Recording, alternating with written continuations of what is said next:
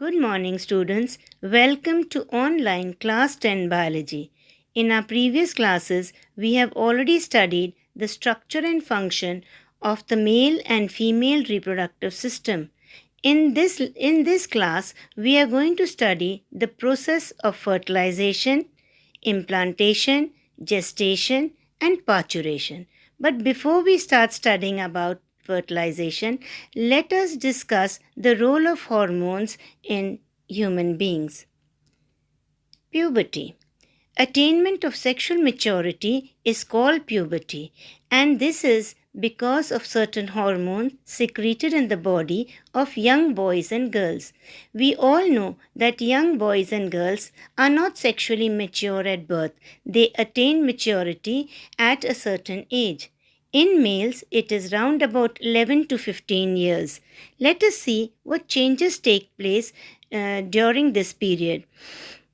First, the first sign of maturity or attainment of puberty is the release of hormone testosterone from the testes which have started enlarging, appearance of beard and mustache, deepening of voice, pectoral girdle grows broader than the pelvic girdle. That means the shoulders broaden, spermatogenesis occurs, and semen is formed. Now let us discuss what are the changes that take place in puberty in females. First, the breast starts developing and enlarges. Broadening of hip occurs, characteristic feature. Deposition of fat in the subcutaneous layer increases. Menstrual cycle begins and ovulation takes place. Now, before we study the process of fertilization, let us see the structure of ovum. Ovum is a highly specialized cell which is much larger than the normal body cells. It is round about 0.1 mm in diameter. It is bounded by a membrane called the oollema or the vitelline membrane. This membrane is covered by two coats, the zona pellucida, which is a thin non-cellular transparent inner coat. You can see the orange layer, that is the zona pellucida, and the inner red one is the oollema. Out on the outer side, the cellular structure that you see, that is the thick cellular outer coat called corona radiata. It also contains a large haploid nucleus. Haploid because it has half the number of chromosomes, called the germinal vesicle or the pronucleus. Fertilization. What is fertilization? It is the fusion of the male and female gametes. When the semen is ejaculated into the vagina, you can see that red portion on the lower side, that is the vagina. The ejaculated sperms are round about 300 million sperms. If this count is less than 50 million, then chances of fertilization taking place is remote. The ejaculated sperms start moving in the upward direction towards the uterus. By the movement of the tail, you can see the cervix and you can see the uterus, and the sperms start moving in this direction. Only a few hundreds will enter the oviduct in which the ova is. The rest of them would be lost in the uterus and the path. After their 48 hours of life, they will die and will be reabsorbed into the system. Even lesser number will reach the ampulla. Round about 200 to 300 will reach the ovum. If the ovum is present, the sperms surround the egg from all sides. You can see in the diagram it is surrounded from all sides by a number of sperms there. If the ova is present, the sperms surround the egg from all sides. Out of them, only one will enter the egg. The rest of them will all die and be reabsorbed. Soon after the first one enters inside, a chemical barrier is created. Hence, no further entrance of sperms will take place. After this, let us see what happens. What is implantation? It is the attachment of the developing embryo with the uterine wall of the mother. Now, after fertilization, the zygote starts moving and developing in the fallopian tube. The zygote is a single cell which divides into two. then 4, 8, 16, 32, and keeps moving in the fallopian tube. On the fourth day after fertilization, the developing embryo reaches the uterus in the form of a solid ball called morula. This further develops into a fluid-filled embryo called the blastocyst. The outer layer of the blastocyst is nutritive and is known as the trophoblast. The trophoblast digests and resorts the endometrium, that means it removes the cells over here of the endometrium and makes a pit, a small little ditch-like structure. In this pit, the embryo settles and the endometrium grows over it. In the second figure, this is very clearly shown. This is called implantation. Implantation is very necessary for getting nutrition and oxygen and giving out the nitrogenous waste and carbon dioxide. Now, what does this? It is the placenta. So, what is placenta? It is the intimate connection between the developing fetus and the uterine wall.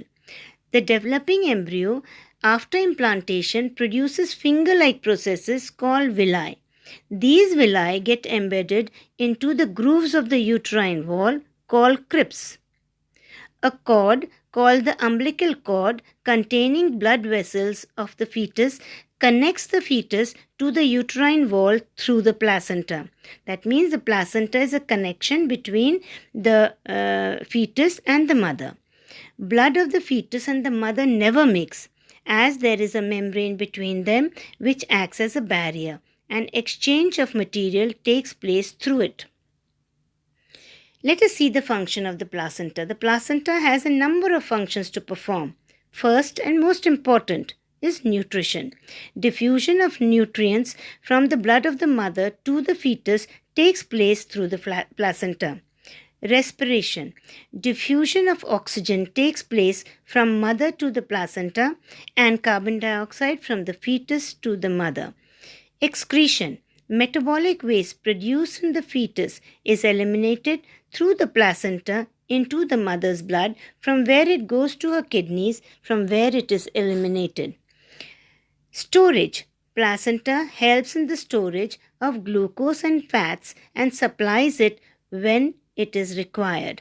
It also acts as a barrier between the mother and the fetus and allows only useful substances to diffuse to the fetus. It also carries out endocrine functions. It secretes important female hormones, estrogen and progesterone, which are responsible for maintaining the pregnancy. Gestation period. There are two terms I would like to tell you about. One is gestation period and the other is parturition. Gestation period, the duration of the embryonic development in the uterus starting from implantation up to the birth of the child, is called the gestation period. In human beings, it is 280 days or 40 weeks. Parturition, birth of the child after gestation period, is called parturition. It is brought about by the contraction of the uterine wall. Before we move further, let us see the extraembryonic membranes or the fetal membranes. To protect and supply nutrition to the embryo, 4 membranes develop from the trophoblast. These are called the fetal membranes. First of all, amnion. It forms a sac around the embryo and is filled with a liquid called the amniotic fluid. You can see the blue portion, that's the amniotic fluid, and the blue is the lining, that is the amnion. This fluid not only protects the embryo from any type of mechanical injury, but it also gives free movement, slight movement for the embryo to move around in the fluid. It also prevents the embryo from sticking to the walls of the amnion. Chorion. It is responsible for the formation of the placenta.